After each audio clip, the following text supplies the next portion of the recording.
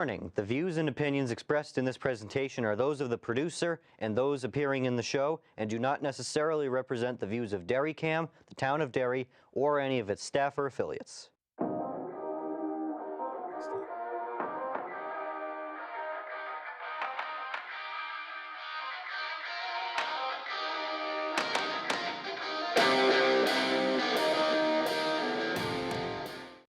Hi, I'm Anthony Henry. Welcome back to America's Ass. We're on episode 73.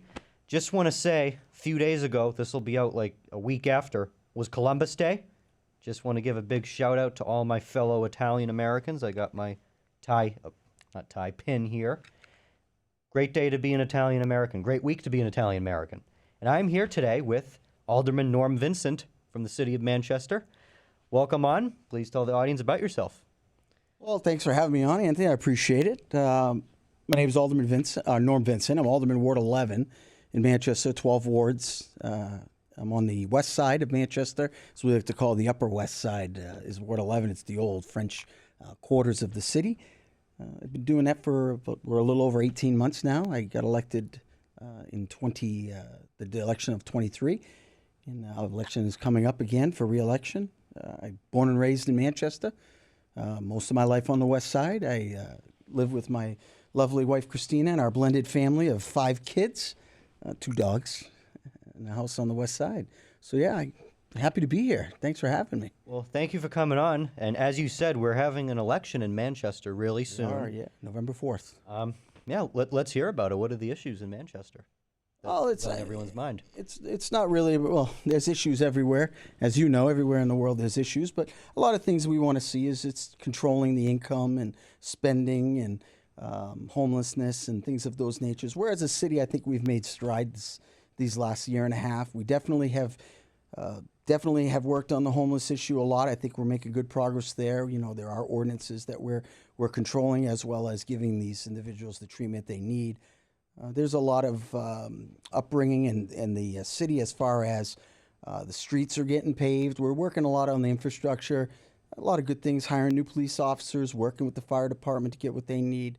So there's a lot of changes that are happening in the plus, in my opinion. But there's, the same old issues as every state. Nobody wants to pay taxes or any taxes, but I don't know what town, what city, what state has had a period of time where they paid no taxes. You have to go back quite a bit.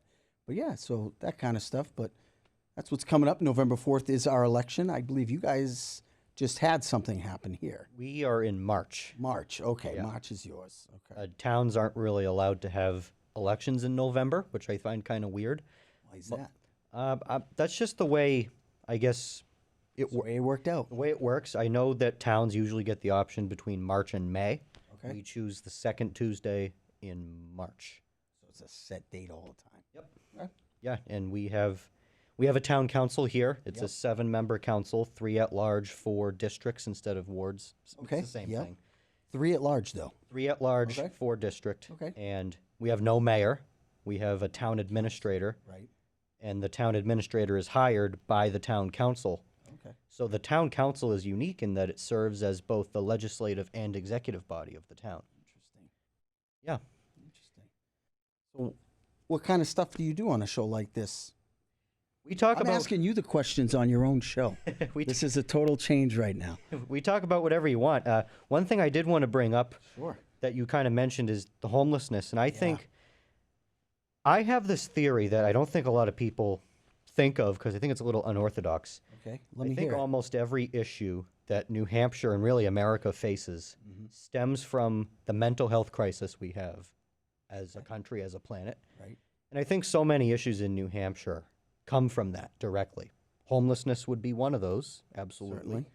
The substance abuse issues we see would be another. Yes. Crime as a whole, obviously. Yeah. So I think sometimes when people say, a lot of people just want to eradicate, just want to erase homelessness. Oh, if you're homeless, you must be this terrible person. Everybody in life, Anthony, has a story. At some point, they weren't there. That's their worst, right? That's that person's worst moment. Whether they are having a mental struggle or whether it's drugs or anything like that. As a society, we need to come together to try to help these people. Now, I will say, caveat to that, there are some people that don't want to be helped. They choose the path they're on, and that's the road they want to take. So for those people, we can only, do what we can to try to mitigate the effects on society they have, which is try to get them the care. But as a whole, there are people out there just on bad times, bad luck. But you're right; it does. The mental status on some of these people is certainly the driving reason they're in the situations they're in. Yeah, that's kind of a thing I've had on my mind throughout my time. Yeah. I've been in this political stuff for a We few can only years do now. so much, Anthony. I mean, Yeah. it comes to a point where you can offer, all these resources, and you can offer them services, you can offer them help, however you want to put it. But if they don't choose to grab that leaf or grab that branch, if you will, and seek the help and be better, I mean, what more can we do as a society? We can't. We'll never. Nobody will ever outcast. They should never be outcast. But you can give and give and give. Eventually, maybe, hopefully, they take at some point. Yeah, It's a difficult topic, issue, hands down. Is there a set way to deal with it? I'm sure to some people there are set ways to deal with it.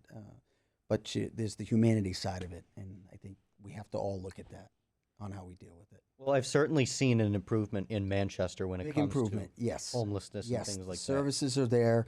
We're working really hard to get those. Downtown is thriving again, looking much better. We're doing what we can. We did shift 39 Beach. We have another location. We're trying to minimize that. Here's another thing too, Anthony. If you build it, they will come, right? So if you build a shelter, they're going to come. We don't want that. We want people to get the help. If you put a Taj Mahal in downtown Derry and say everybody that's homeless should go to Derry's going to fill up with homelessness, and we don't want that. So you have to try to limit that so that forces them to go after the resources and the help, which I think is what we've done in Manchester, and I think we're making strides. It's not perfect. Nothing's perfect, but I think we're a lot better than we were 2 years ago. Certainly, I A lot remember. better than a year ago, really. Yeah, a few years ago, when the previous administration was in, and Manchester was really in some bad times, Derry actually almost built a homeless shelter. We built it out near where I am in East Derry, Okay. and it was going to be built in an abandoned Catholic church.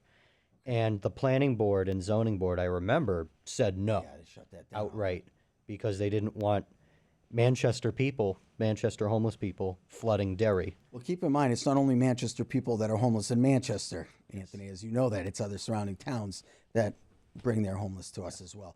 Listen, we'll service. If they're inside the confines of the walls, they get the services. That's the way it is. And, we're not going to say, oh, you're from Portland, Maine, we're sending you to Portland.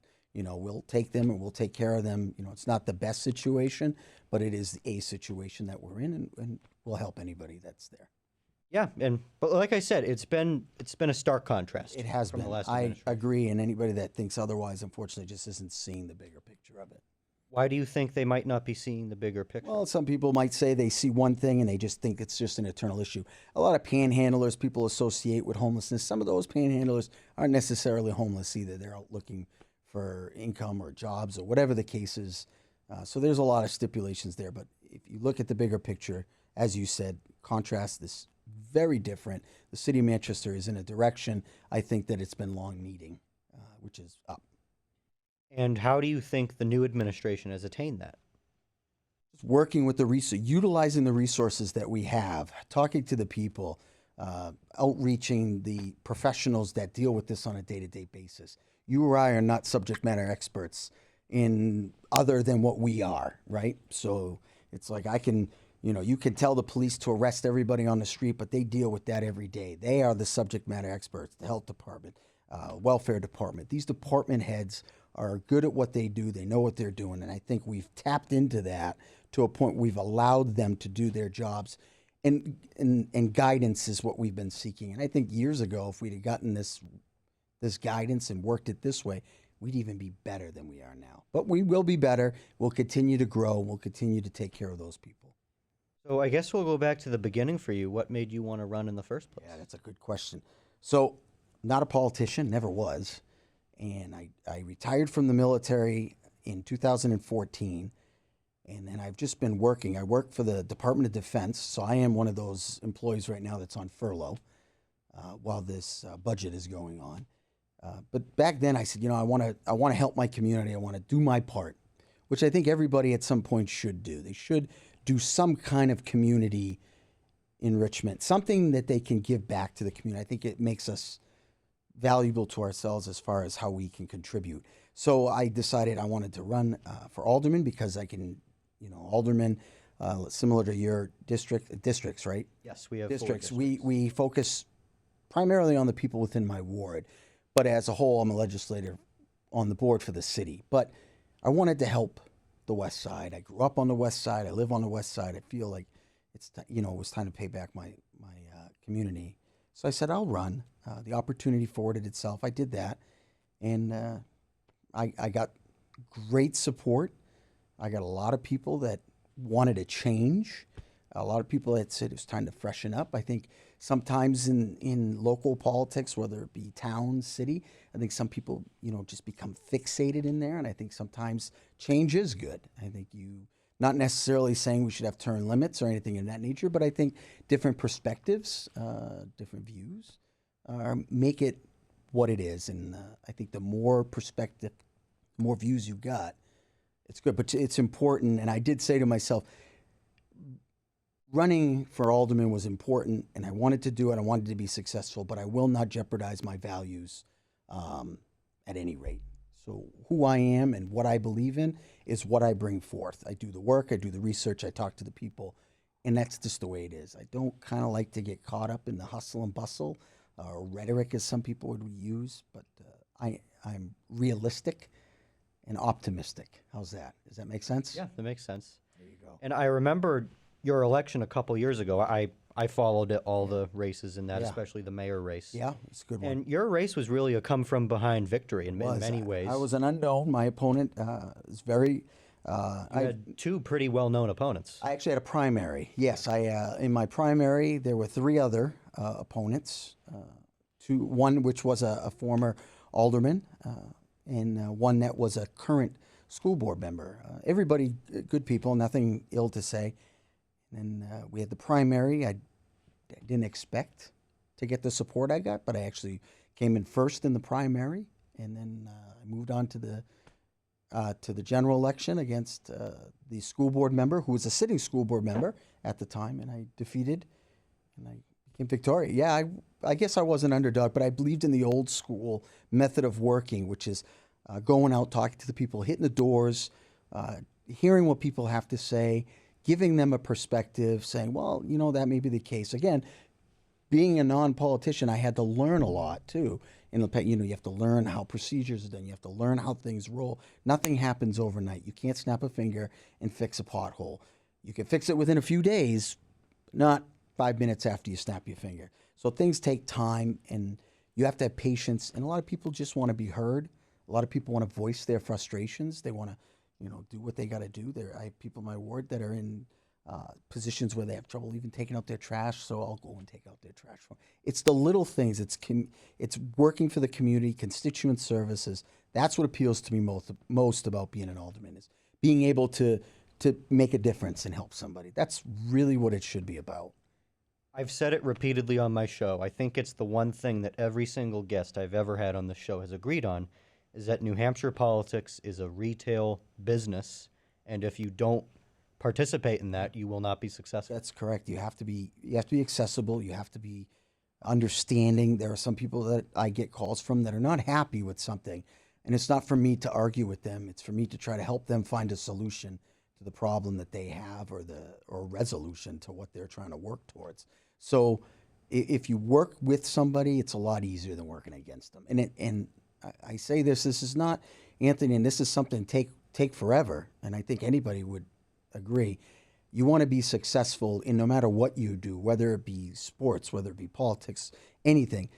Good communication and being respectful will bring you much further than you can ever imagine, because nobody wants to talk to you if you can't communicate effectively. You have to be patient, understanding, and buy your time, think your thoughts through, and that will bring you further. And I think in Manchester, and I'm sure it's the same here in Derry, when you talk to somebody, they don't need you to be over the top. They just listen to them, have a conversation like we are, and then work together. I think that's a big thing, and people need to just understand communication is so important in what we do every day. You go to the supermarket, if she rings up your food wrong, you don't have to scream at the kid or the lady or the gentleman. You just figure it out, move forward. Hey, that's not right. Let's talk about this. Well, I think that's a lesson everyone can learn. I would like everybody to just understand that that will bring you more success, being patient and understanding and good communication, than anything else. It really will. So again, going back to when you first got on, Yeah. as you know, a relatively a first-time candidate, we'll say, Yes. first-time alderman. Right. What was the learning curve like when you first got Straight on? up. Straight up, baby. Straight up. It's still pretty steep. There's still a lot of things that need to be learned, but the premise of the job itself is just taking care of people. And that, you don't have to read a book to learn how to do. You just have to be good to people, take care of people, hear them out, and do what you can. Some things take longer than other things, but at the end, it always does get taken care of. And I do try very hard to take care of every problem I get, every question I get, I answer. Some take a little longer than others, but for the most part, it always worked. So the learning curve, as you said, it's tough. The toughest part to learn when you get into local politics is ordinances and procedures and that kind of stuff. I've grown a lot on that. I understand a lot more than I did. But I think we're learning every day. I mean, every day you can learn something new. So I think it also helped that you had such a big amount of change in the city that you were not the only new I was person not the there. only new person on the I think board. it was half the board was new. We had a lot of new And a new mayor. new board members and a new mayor, and we all grew together. And I think the whole board as a whole is filled with good people. There's nobody that's bad on the board. There's a lot of people on the board that have differences of opinion, which you're going to have no matter where you are. But what makes it unique is if you can come together to find a common move forward. If you don't, if you just have a group of people that think, the sky is blue and the other think the sky is white, and you're just stuck in there, sort of like our government is today with the budget, right? Just stuck in place and not willing to meet in the middle. But if you meet in the middle and you communicate and you work things out, you're doing it for the better of the people. That's what it's all about. And I think sometimes that might be missed, but for the most part, I think we're on point. Another thing I've learned in my time with this political stuff is that it's often not as divided as we think it is. I have found that in my time shadowing the House of Representatives in New Hampshire, How's that going Watch- for you? it's interesting following them around sometimes. Yeah. Watching the Derry Town Council and the Derry School Board, Yeah. watching, the federal government on Yeah. C-SPAN. I think there's a lot more camaraderie than I think the average person would think. Not a lot of people are really enemies within. I don't think so at all. I think the common end state is what everybody wants, what's best for the people. How we get there is where some of us differ. That's all it really comes down to. Yeah, like I think we tend to see all the fighting and not a lot of the backroom stuff. Where I think that's everyone's all that working. everybody shows is the fighting. But there is behind the scenes. In Manchester, we have a room that the aldermen meet in before the meeting. It's not a meeting room. It's just kind of like a gathering room, sodas or whatnot, kind of like a waiting area. And it's good conversation. Nobody's talking politics. Hey, how are you? How are the kids?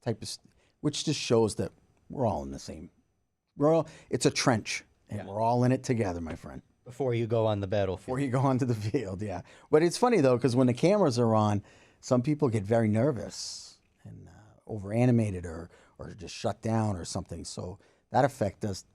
I've never really worried about that. I mean, when I was in the military, I had moments where I would train 100, 200 people in an auditorium. So you can't be shy.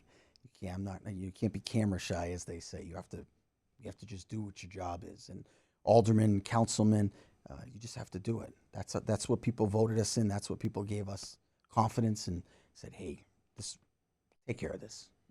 So, as we said, we have an election in Manchester in a few weeks. Assuming everything goes well for you and you remain on, how do you think the next 2 years will go?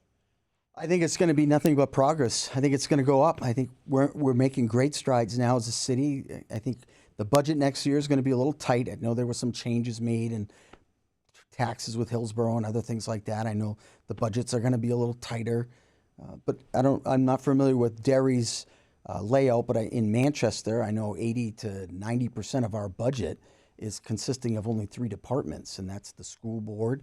That's deep. Actually, the top 3 are DPW, police and fire ultimately, and then you throw the school board in there. So that's a lot.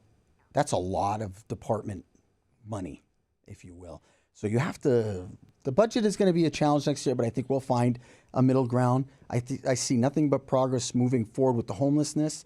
I think we're going to have homes for people, lower prices, hopefully. I'm not going to sit here and say there'll be no taxes because that's not a smart thing to say. We will do our best to keep as low taxes as we can. I will never vote for anything that will surpass the tax cap because that's what the people want. The people set a tax cap. And if you vote for something that puts you over the tax cap, then you're voting against what the people want. We are a tax cap community as well, and it's worked great. And you know how that works. Yep. You know, that's why it's there. It sets that bar, and you don't want to exceed that bar. I know in the past it's been exceeded.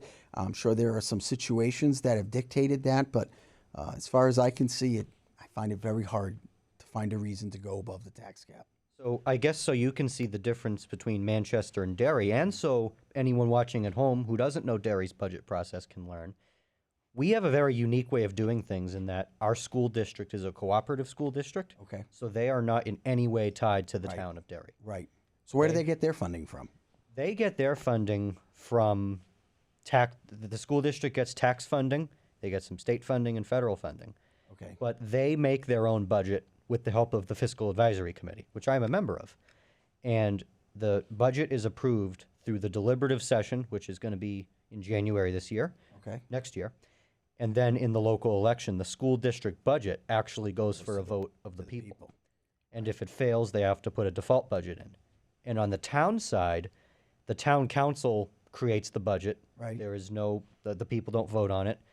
They create the budget with the help of the town administrator and the chief financial officer. Okay. And they vote for it themselves. Similar yet different. Yeah. Well, it's different in that the school district kind of does Their own entity. They can do Yeah, their they own can thing. do their own thing. But they're held accountable by the people. Yeah. So that is a big difference. It's a Yeah. very big difference. You always want to invest in your schools. I get that. And in Manchester, we have a lot of moving pieces in the school systems. We have we have a new school going up, I believe. We do. Beach Street School, and there's a lot of other moving pieces. So there's a lot of finances involved with that. But hopefully that all works itself as well. Yeah. And what are we going to see in terms of growth in Manchester? I know there's a lot of exciting things for economic growth. We want those businesses to bring their people there, and I know we got a lot going on. We got a lot of space. We got office space. We got these businesses. The mayor's really good about bringing those in, and those people will hire people, create job growth. Manchester just is one of the top cities in the U.S., so you can't go wrong if you're in Manchester. And downtown is thriving. It really is thriving. It looks good. It's clean. It's, you can walk down there and actually enjoy a lot of restaurants. If you have a good taste bud, you should come down. I know you're down there often. You should eat at some of those restaurants. I know I've said it repeatedly on this show, but the difference from a few years ago is so stark. It is. But if you're on the west side, you have to come to Ward 11. You have to eat at Chez Vachon on the west side. Chez Vachon, it's been there for a long time. It's a great restaurant if you like that old school French cuisine. So definitely go there. Yeah, and one question I have about Manchester, because it's One, very, really? You only have one question? I got another question, I Okay. guess. Okay.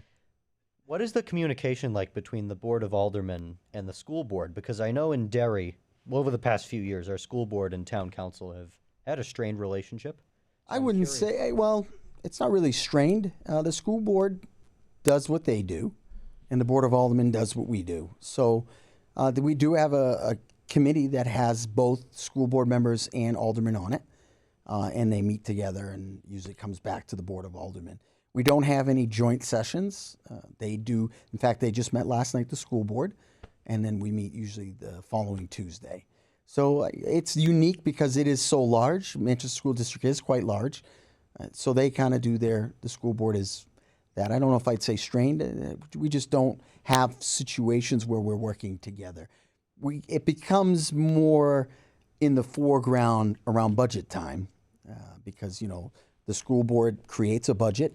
It's approved by the school board, but ultimately the financial number part is approved by the Board of Aldermen. So Yeah. that's when there's a lot of communication or lack of in some cases. So you just have to. So that January, February, we'll start having more of those talks because the budget does come quick, and you know, and I know, budget time is crunch time, and that's when all of a sudden it seems somehow, some way it becomes political, and it shouldn't. It should just be, let's do what's best. What can we afford? What can't we afford? And let's prioritize.